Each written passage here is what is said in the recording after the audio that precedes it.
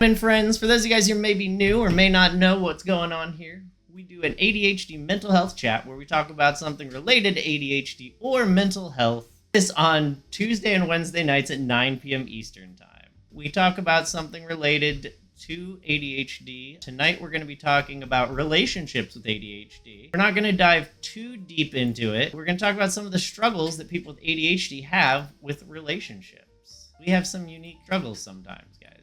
We can have unique struggles. And I don't know how many of you guys are in or have been in serious relationships with people with ADHD, because I know a lot of you guys are neurodiverse yourself, but there's some challenges. There's some challenges that come along with it, mostly related to our executive function, related to our social cues, related to a lot of things that can cause having a relationship with someone with ADHD to be kind of difficult.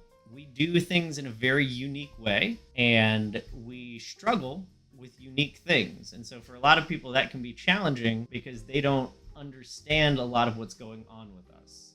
And then what happens from that is we end up being comfortable sharing everything, like our feelings and stuff, with our partner because we start masking. There's a lot to this, and there's a lot of things that can be kind of troubling and kind of challenging. But when you understand them a little better, it's easier to not to love someone with ADHD, but to at least know where they're coming from and know what's going on with them. So let's talk about some of the struggles. So we struggle with a lot of things. One of the important things I always struggle with, I don't know about you guys, but I always struggle with is dates. Remembering important dates and remembering important things.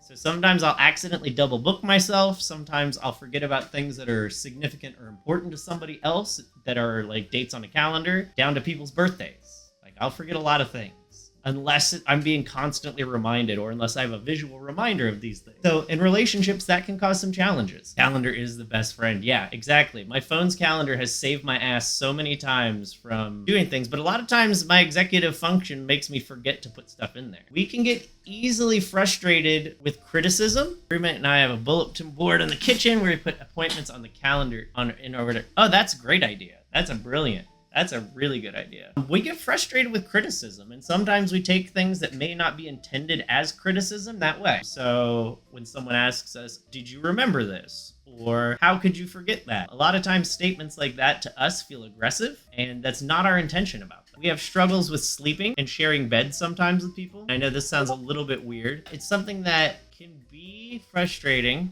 It can be frustrating when you can't sleep or lay down.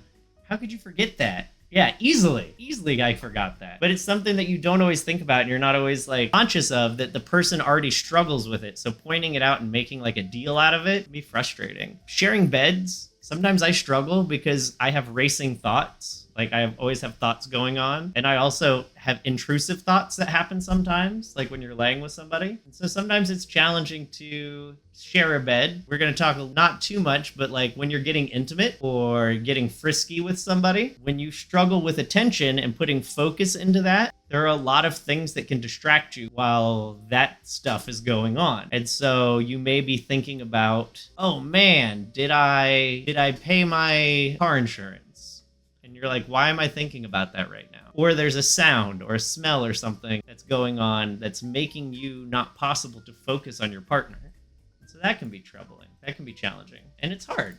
Sometimes it's hard to have a relationship with somebody like that because not everybody has the patience that is necessary. But people get very infatuated sometimes with people with ADHD because they seem fun and energetic, and they have sometimes a lot of bubbliness. They feel adventurous kind of. And so they don't always understand that there's another side to the token where we also are going to get socially overwhelmed, that we're going to burn out, that we're going to have our struggles. Yeah, and a lot of times when people, it sounds bad too, but a lot of times, sometimes people fall for the masked version of us. And it can end with a relationship ending really poorly because somebody didn't understand exactly what they were getting themselves into. Because we mask so well sometimes that people easily can fall for the mask and not recognize that there's a whole nother person under there. I've had that happen to me a lot, especially when I was super heavily masking. And then when the mask comes down, they're like, "Are you like, this isn't the same person. Like, this is a different person. That can easily happen with platonic relationships too. It's hard because sometimes you don't even realize how much is under there. Yeah, absolutely. There's also the issue of us being hypersexual. So a lot of times people with ADHD are either hyper or hyposexual, depending on who they are. So a lot of times it's like front of mind all the time, and sometimes it's something that they don't ever think about, and it can be challenging. Being on time is a general struggle for us. So in relationships, that can be heavily impactful. Forgetting to respond to text messages can be really frustrating for partners and people you're in relationships with. There's just a lot to it. There's a lot to having a relationship with someone with ADHD that you may not even realize. If we're hyper-focused or there's something we're passionate about and someone belittles it or kind of tries to break our attention, sometimes that's really frustrating. Remembering small details if we're not really interested in what the person's talking about and then having to ask them to tell us again. Jealousy. We struggle with jealousy because we struggle with emotional regulation. So a lot of times jealousy is something that comes up and happens with us. And if you're in a relationship with someone with ADHD and you don't really understand it, these things can be very frustrating for both of you. So that's why I like to talk about and destigmatize like all the things that have to do with this.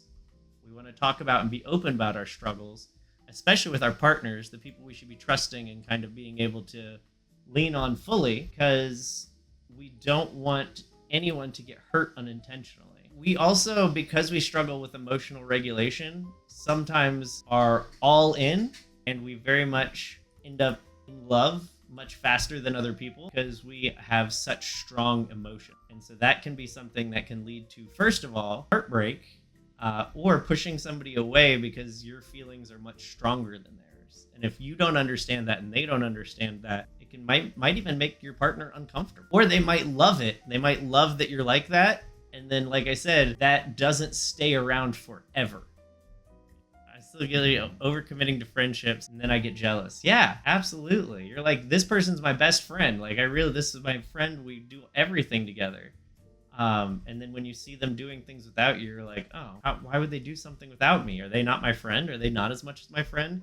Kind of like the imposter syndrome of friendships. But it can impact relationships that exact same way. Like you were saying, Nanner, is like it happens in platonic relationships. Same things happen in platonic relationships as well as romantic relationships. So it can be really challenging to manage and figure out. But that's why we got to talk about and understand our brains so we can have healthy relationships with our partners. I feel so childish. Yeah, you can't control emotions. That's the thing. You can control what you do when you have them, but you cannot control emotions themselves. So it's a challenge.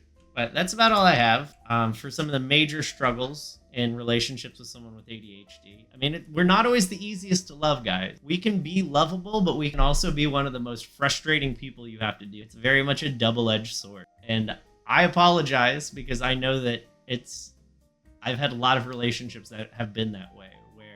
Either didn't know what they were getting into, they didn't understand the other side of my personality, and it's hard because we've spent a lot of our lives feeling like our emotions and our feelings are not real, or they're too much, or we're overreacting.